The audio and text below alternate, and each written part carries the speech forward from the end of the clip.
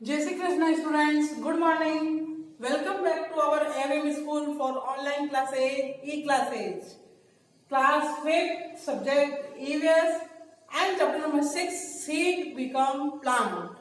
All students are ready for this chapter and it is our running chapter. All students take out your book and chapter number 6 seed become plant. In this chapter we read about the formations of plant. Now students we read about the dispersion of seed यानी बीजों का बिखराव, कैसे बीज बिखर कर पेड़ बनते हैं उनके बारे में now we read chapter number आपका।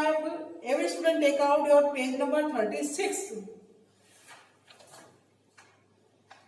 हमने पहले पत्थर सत्ता के बारे में पढ़ा था और अब आपके देखो सबसे ऊपर ये चार्ट दे रखा है कि पोटैटो का कौन से प्लांट का कौन से भाग से वो पनपता है, कौन से कैसे बढ़ता है उस भाग से।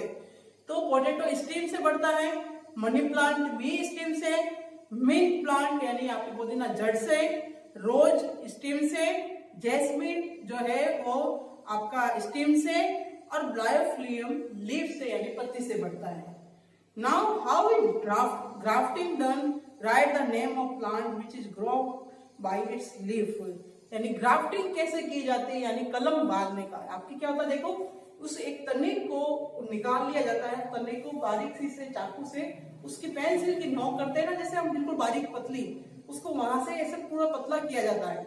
जैसे आपका ये मोटा तना ये दिया हुआ है, जैसे ये आपने पेड़ में से इस तने को ऐसे बारीकी से तने को निकाला और निकालने के बाद क्या करते हैं, इसके आगे के जो मुंह को बिल्कुल ऐसे तीखा करते हैं, साफ करते हैं इस मुंह को।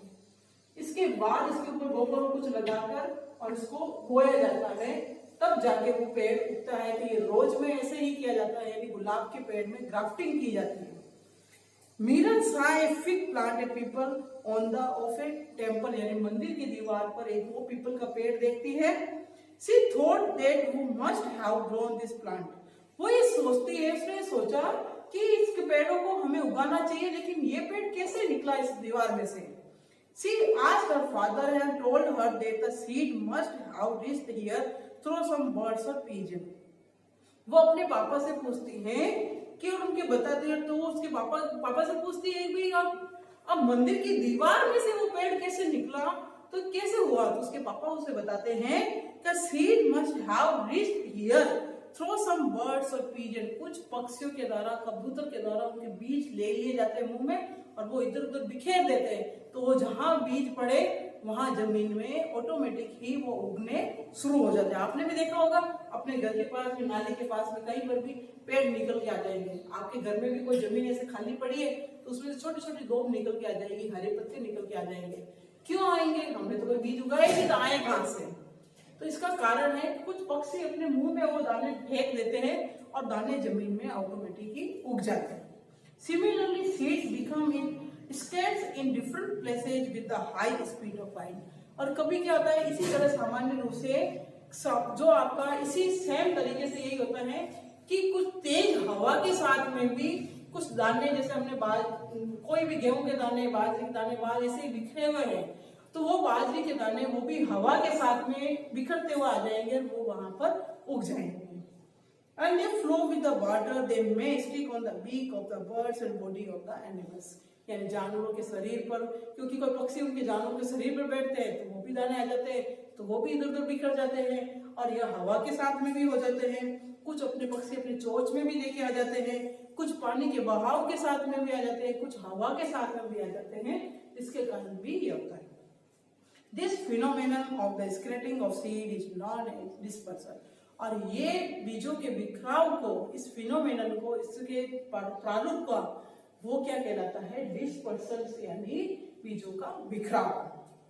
Where have you seen plants growing at places other than the ground? आपने कहीं ऐसा देखा है कि ग्राउंड के बजाय और कहीं पर भी पेड़ पौधे उगे हुए रहते हैं। Many people travel to the foreign countries for the business person. आपको पता है काफी लोग अपने व्यवसाय के लिए, अपने धंधे के लिए भी दूसरे देशों में इधर उधर घूमते रहते हैं। During this transit, they take many plants and animals from one place to another. और इस व्यापार, इस विनिमय के कारण, एक दूसरे के संचार के कारण वो कुछ सामान भी इधर से उधर लेके आते हैं, कुछ जानवरों को भी यहाँ से लेके आते हैं, कुछ प्लांट्स को भी लेके आते हैं। कहते हैं ना अपन, कोई बोलते हैं वो अमेरिका से लाया हुआ है, कोई जापान का आया हुआ है, कोई कहाँ से आया हुआ है, अफ्रीका से आया हुआ है। तो कहाँ से कैसे आते हैं कि लोग अपने आपस में ट्रांजिस्ट करते हैं, उसका विनिमय करते हैं वो लोग। And when the people the plants mention below have come to the India from the under, और जो आपके प्लांट दे गए चार्ट में दे रखे हैं वो दूसरी कंट्री से हमारे यहाँ पर आए हैं। And these plants also shift from one place to another place, एक स्थान से दूसरे स्थान में शिफ्ट हो गए। Go through the table given below in which the names of plants and the place where they come is mentioned। आपके दे रखा है पूरा चार्ट, यानी आपके टी कहाँ से आई है, चाइना एशिया से, कॉफी अफ्रीका से, lady finger Africa, cauliflower Europe and peach Europe से, मटर भी यूरोप से आते हैं। Map of the world north, जो आपका स्केल दे रखा है, ये इसमें आपका मैप दे रखा है, इसमें आपको मेंशन करना है कि कहाँ से कहाँ हमें क्या मिला। The britisher living in India brought a plant named the lantana from the South America and planted in the garden of the Kolkata city। यानी ब्रिटिश जो हमारे भारत पर ब्रिटिश लोगों का शासन था, तो उस समय वहां से साउथ अफ्रीका से, अमेरिका से वो लैंटाना नामक एक प्लांट लेके आए थे। उन्होंने अपने कोलकाता में के गार्डन में उसको उगाया था। A British officer brought the eucalyptus from the Australia and planted in the Nilgiris in Tamil Nadu। और तमिलनाडु की नीलगिरी के पहाड़ियों में उन्होंने eucalyptus नामक ये पेड़ उगाया था। That is why it is also known as a Nilgiri, इसी कारण वो नीलगिरी के नाम से जाना जाता है। When India imported wheat from the United States of America, some seeds of the Parthenium and Gajar grass came along with it and unnecessarily spread in our country। और आज भारत हमारे अमेरिका से जो आयात करता है वो अनावश्यक रूप से क्या होता है, वो बीज जो है, कुछ बीज गाजर घास के रूप में भी हमारे यहाँ आए थे। Okay students, paste a map of the world in your notebook and mark the continents in। Also write the names of the food item and the plants the continent from the where they come to our country। आपकी अपनी notebook में world का map paste करना है, उसको चिपकाना है, उसमें ये कॉन्टिनेंट नेम यानी महाद्वीपों के नाम लिखने हैं। उसके बाद आपको ये प्लांट नेम लिखने हैं कि कौन सा प्लांट कहाँ से आया है, एरो करके लिखना है कि जैसे आपके चाइना से आया था, एशिया में है, तो उसके आगे आपको टी लिखना है। ऐसे करके पूरा मेंशन करके भेजना है।